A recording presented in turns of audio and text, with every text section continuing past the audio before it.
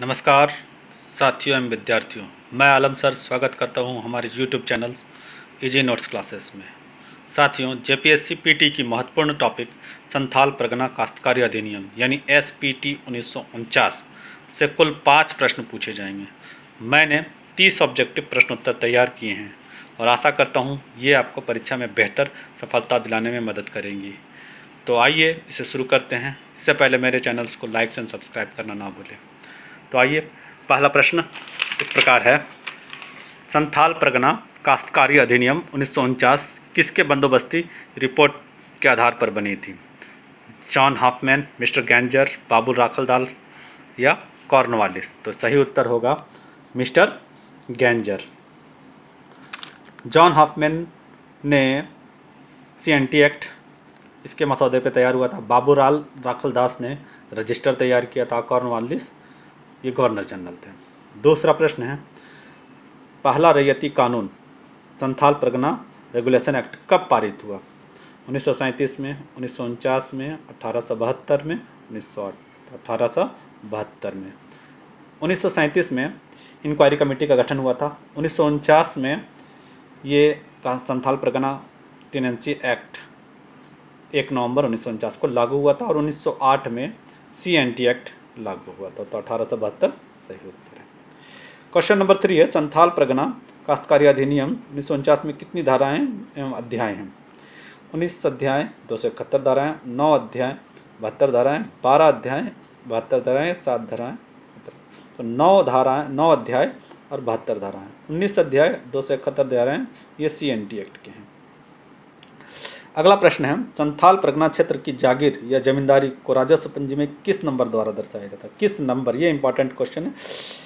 Number दर्शाया जाना, तो ये बात क्वेश्चन को जानिए कि क्वेश्चन क्या बोल रहा है। किस नंबर द्वारा दर्शाया? जागीर संख्या द्वारा, राजस्व संख्या द्वारा, तौजी संख्या द्वारा या रैयत संख्या द्वारा? तो उत्तर होगा तौजी संख्या। ये एकदम अलग नंबर है, इसलिए आपको याद हो जाएगा।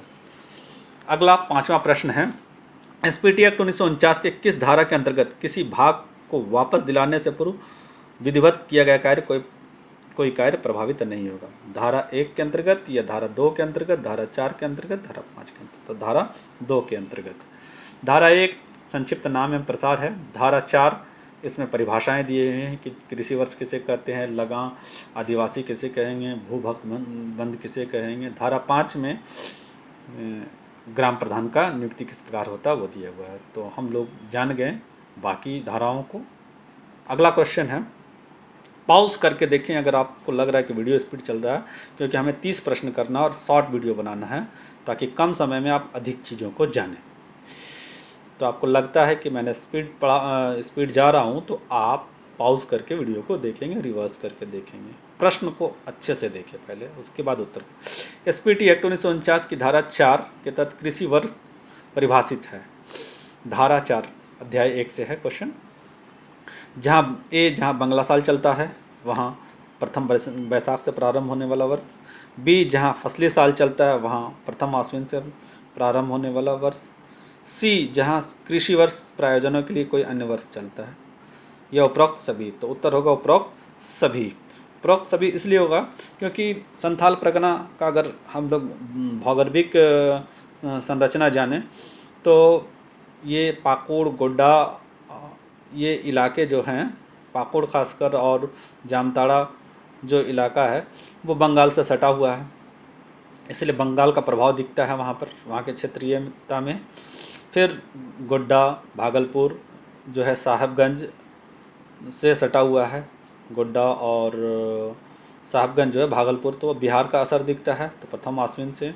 और फिर हमारा झारखंड का जो लोकल चलन है, तो इसी वजह से यहाँ कृषि वर्ष को परिभाषित तीनों रूपों में किया जाता है, इसलिए उसका उत्तर उपरोक्त सभी होगा। अगला प्रश्न 7वां नंबर प्रश्न है, एसपीटी एक्ट 1949 के अध्याय 2 में धारा 5 के तहत कम से कम 2/3 रैयत किसी खास ग्राम के ग्राम प्रधान की नियुक्ति किसके द्वारा की जाए? यानी प्रश्न का मोटा मोटी ग्राम प्रधान की नियुक्ति किसके द्वारा होती है? तो धारा 5 के अंतर्गत होती है। 2/3 रैयत चुनते हैं। तो फाइनली कौन उसको नियुक्त करता है? तो ग्रामीण द्वारा, उपायुक्त द्वारा, ग्राम मतदाता द्वारा, राज्य सरकार के किसी प्रतिनिधि द्वारा। तो उत्तर होगा ग्राम उपायुक्त के द्वारा, डीसी के द्वारा चुना जाता है। लेकिन उसको चुनते उसमें मतदान कौन करते हैं? तो मतदान रैयत करते हैं, और 2/3 रैयत चुनते हैं, तब उसको नियुक्ति कौन करता है? तो उसकी नियुक्ति डीसी करते हैं। अगला 8वां नंबर प्रश्न है, एसपीटी एक्ट 1949 की किस धारा में रैयती वर्ग का निर्धारण किया गया है? धारा 10 के तहत, धारा 11 के तहत, धारा 12 के तहत, धारा 13 के तहत। धारा 12 के तहत रैयती का वर्ग निर्धारित किया। ये अध्याय 3 के 12वें नंबर। रैयत 3 प्रकार के होते हैं। अधिवासी रैयत यानी उसी ग्राम का रैयत, दूसरा हो गया कि अनाधिवासी रैयत या नई रैयत।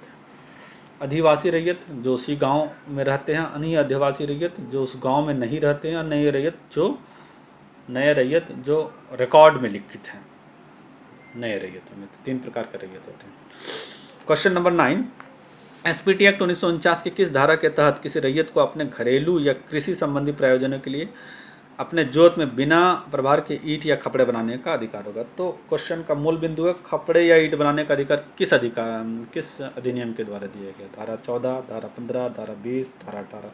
तो धारा 15 के द्वारा दिया गया है अधिकार कि वह खपड़ा या ईंट बना सकता है।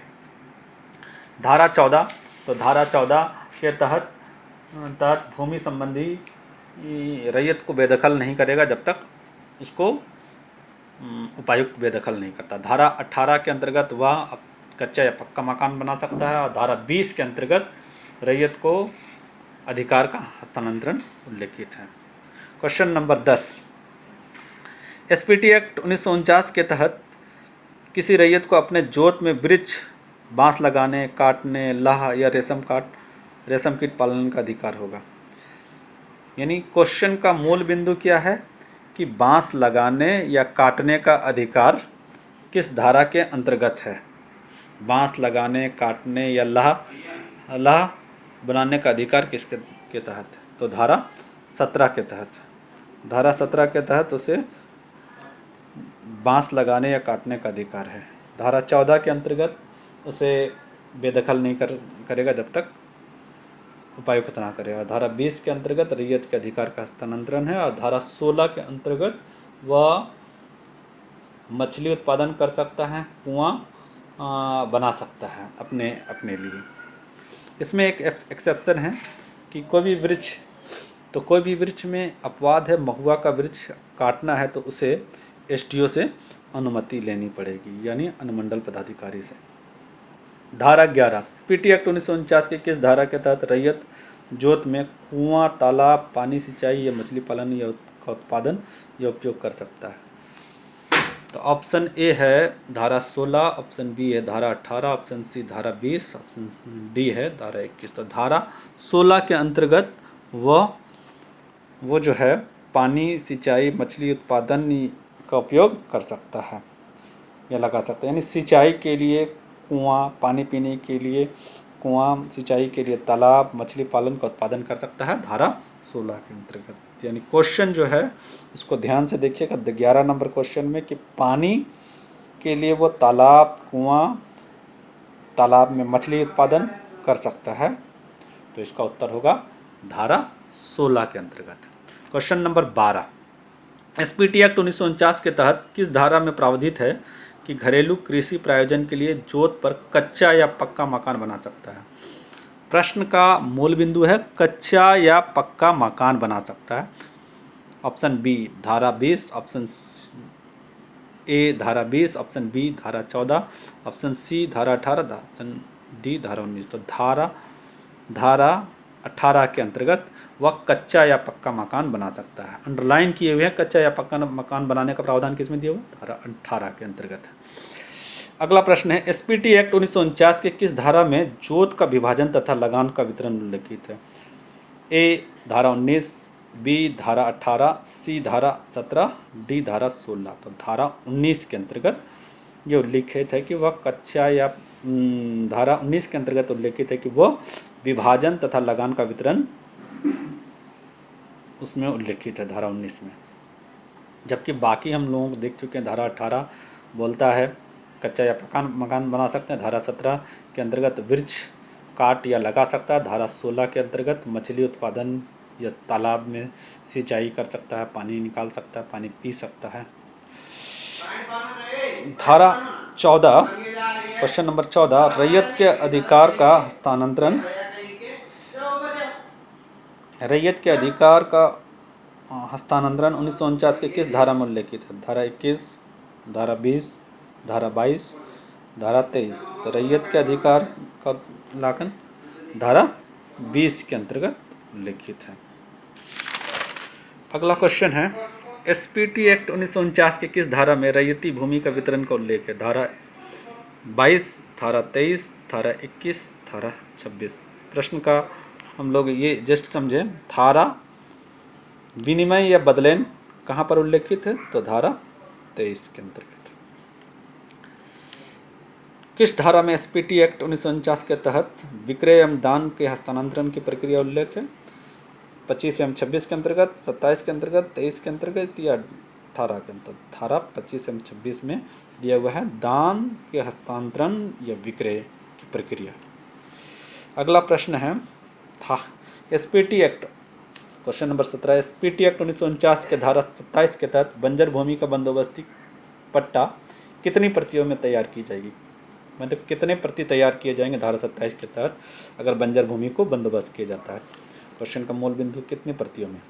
2 प्रति में, 1 प्रति में, 3 प्रति में या 4 प्रति में? तो उत्तर होगा 4 प्रति में। Question number 18,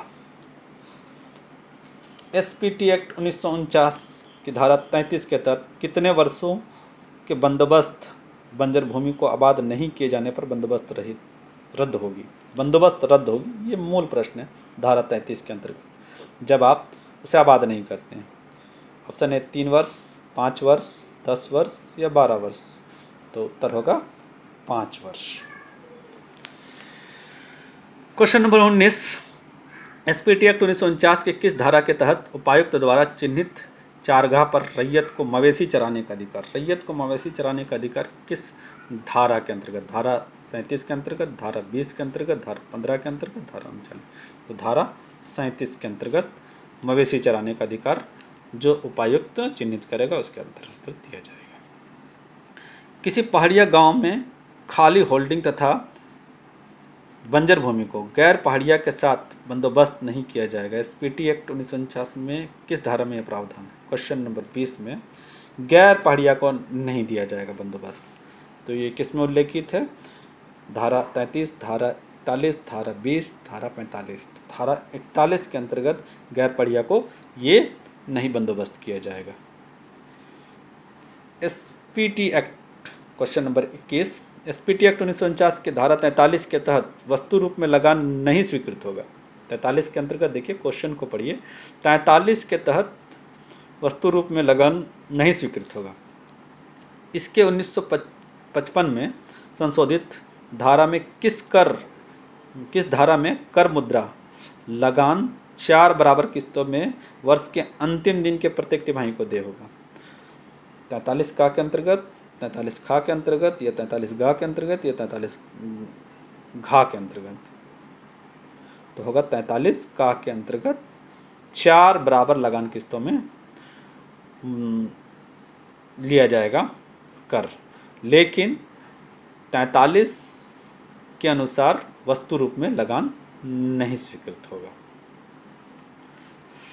question number 22, SPT act 1949 की धारा 52 के अंतर्गत देय लगान से अतिरिक्त वसूली पर जमींदार को क्या दंड दिया जाएगा?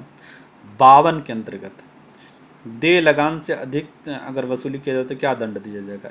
ऑप्शन ए 6 माह, ऑप्शन बी 500 रुपये जुर्माना, ऑप्शन सी 6 माह या 500 रुपये जुर्माना, या ऑप्शन डी 6 माह कैद या 500 रुपये जुर्माना? तो ऑप्शन सी होगा 6 माह कैद या 500 रुपये जुर्माना, या ये या 6 माह जुर्माना कैद या 500 रुपये जुर्माना।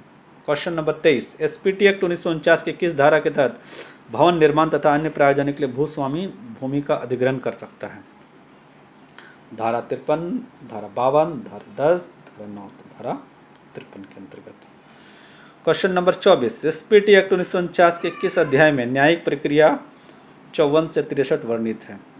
न्यायिक प्रक्रिया का वर्णन किस में दिया हुआ है? तो न्यायिक प्रक्रिया का वर्णन धारा 7 में दिया हुआ है। इस तरह के क्वेश्चन इस चैप्टर से ही दिए जाते हैं कि किस अध्याय में उल्लेखित है। तो अध्याय 7 में उल्लेखित है न्यायिक प्रक्रिया। 25 नंबर क्वेश्चन, एसपीटी एक्ट 1949 के किस अध्याय में तमादी या परिसीमा, जिसको लिमिटेशन बोलते हैं, धारा 64 से लेकर 66 वर्णित है? ऑप्शन ए 8 अध्याय, ऑप्शन बी 9 अध्याय, ऑप्शन सी अध्याय 6, ऑप्शन डी अध्याय 7। तो ऑप्शन ए अध्याय 8 परिसीमा या इसको तमादी बोलते हैं, ये 8 अध्याय में उल्लेखित है, चैप्टर नंबर 8 में। क्वेश्चन नंबर 26, एसपीटी एक्ट 1949 के तहत किस धारा में यह प्रावधान है कि राज्य सरकार अधिसूचना द्वारा अधिनियमों के उद्देश्यों को क्रियान्वित करने के लिए नियम बना सकता है? धारा 71, धारा 70, धारा 46 या धारा 72? तो ये धारा 71 के अंतर्गत, और ये चैप्टर होगा ये 9। क्वेश्चन नंबर 27, संथाल परगना काश्तकारी अधिनियम 1949 कब लागू हुआ? ये इंपॉर्टेंट क्वेश्चन है, कहीं कहीं बुक में उल्लेखित नहीं है, लेकिन जब आप पढ़िएगा सरकार के अधिनियम को, गजट को पढ़िएगा, तो उसमें उल्लेखित आपको मिलेगा तारीख। ऑप्शन ए 1 नवंबर 1949, ऑप्शन बी 11 नवंबर 1908, ऑप्शन सी 15 नवंबर 1949, ऑप्शन डी 15 नवंबर 1908। तो उत्तर होगा 1 नवंबर 1949। सरकारी गजट में इसका उल्लेख है कि ये लागू हुआ 1 नवंबर 1949 को। 11 नवंबर 1908 को CNT एक्ट लागू हुआ था, इसमें CNT हुआ लागू, और ये हुआ SPT। Question number 28, SPT act 1949 के किस धारा के तहत यह अधिनियम संथाल परगना के जिले दुमका, साहिबगंज, गोड्डा, देवघर, पाकुड़ जिला में लागू हुआ? तो उद्देश्य क्या है प्रश्न का कि दुमका, साहिबगंज, गोड्डा, देवघर, पाकुड़ एवं जामताड़ा, ये 6 जिला किस धारा के अंतर्गत ये उल्लेखित है? तो धारा 1 के अंतर्गत उल्लेखित है इनका नाम। धारा 2 में प्रभावित नहीं होगा कानून अगर उसके अंतर्गत किया गया है। धारा 6 में, तो धारा 6 बोलता है कि ग्राम प्रधान की नियुक्ति के बाद उसका पद जो है जमींदार 3 महीने के अंदर उपायुक्त को आवेदन देगा ग्रामवासी। धारा 9 में पदांतर का अधिकार नहीं होगा, यानी वंशानुगत नहीं होगा, धारा 9 बोलता है। क्वेश्चन नंबर 29, किस धारा के अंतर्गत वसूले गए जुर्माने से ग्राम प्रधान को पुरस्कार निधि का प्रावधान होगा?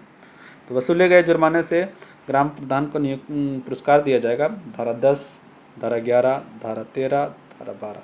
धारा 11 के अंतर्गत जो भी वसूली किया जाता है जुर्माना, धारा 11 के अंतर्गत पुरस्कार निधि प्रधान को दिया जाएगा। बाकी धाराओं को हम पढ़ चुके हैं, अगला धारा जाते हैं। क्वेश्चन नंबर 30, एसपीटी एक्ट 1949 के किस धारा के तहत जमीन जो किसी रूप में दर्ज नहीं है वो मूल रैयत का जोत, निजी जोत या मूल रहित जोत अधिकृत माना जाएगा? धारा 9 के तहत, धारा 10 के तहत, धारा 11 के तहत, धारा 12 के तहत, धारा 10 के तहत। बाकी धाराओं को हम लोग पढ़ चुके हैं कि धारा 9 प्रधान को पदांतरण का अधिकार नहीं है, वंशानुगत नहीं है। धारा 11 अभी हम लोग पढ़ चुके हैं कि ये जुर्माने की जो रकम है उससे पुरस्कार निधि के द्वारा ग्राम प्रधान को दिया जाएगा। धारा 12 में रैयतों का वर्ग का निर्धारण किया गया है। अब हम लोग चलते हैं, हम लोगों ने 30 प्रश्न कर लिया और इन्हीं प्रश्नों को बार बार रिपीट करके दिया जाता है और बाकी तथ्यों को हम लोग थोड़ा सा देख लेते हैं। खास ग्राम का क्या मतलब होता है? तो वह ग्राम जहाँ ना तो मूल रैयत हो, ना उस समय के लिए कोई ग्राम प्रमुख हो, उसको बोलते हैं खास ग्राम। जहाँ ना तो मूल रैयत हो, ना ही उस समय के लिए कोई ग्राम खास हो, ग्राम का प्रमुख हो, तो उसको हम लोग खास ग्राम बोलते हैं। जोत, वह भूखंड या भूखंड समूह जो रैयत का हो उसको जोत बोलते हैं। ये रैयत के नाम पे जो दे दिया गया जमींदार द्वारा या सरकार के द्वारा, उसको जोत बोलेंगे। रैयत किसे कहते हैं हम? तो जमींदार से भिन्न कोई व्यक्ति, यानी जमींदार से कोई भिन्न व्यक्ति जिसने स्वयं या अपने पारिवारिक सदस्यों या फाड़े के मजदूरों द्वारा जोतने के लिए भू धारण का अधिकार प्राप्त किया हुआ रैयत कहलाता है। यानी भूमि को धारण करने का अधिकार प्राप्त करने वालों को रैयत या टीनेंट्स बोलते हैं। अगला है रैयत का वर्ग। तो हम लोग इसको बार बार पढ़ चुके हैं, बहुत इंपॉर्टेंट क्वेश्चन है। रैयत का वर्ग अध्याय 3 में अध्याय धारा 12 में इसका उल्लेख है। रैयत 3 प्रकार के होते हैं: निवासी जमाबंदी रैयत, गैर निवासी जमाबंदी रैयत और नई रैयत। निवासी जमाबंदी वैसे रैयत जो गाँव में रहते हैं और जिनका पारिवारिक आवास उसी गाँव में है, उसे निवासी जमाबंदी रैयत कहते हैं। और गैर निवासी जमाबंदी रैयत जो गांव में नहीं रहते हैं, जिनका पारिवारिक आवास स्थान उस गांव में नहीं है, उसको गैर निवासी जमाबंदी रैयत है, नाम से ही उल्लेखित है। और नए रैयत वे व्यक्ति जो नए रैयत के रूप में अभिलिखित हैं। डिक्री, दीवानी न्यायालयों द्वारा दिए गए निर्णय को डिक्री कहते हैं। उपायुक्त CNT SPT एक्ट में के क्रियान्वयन में एक केंद्रीय बिंदु के रूप में अधिकृत है।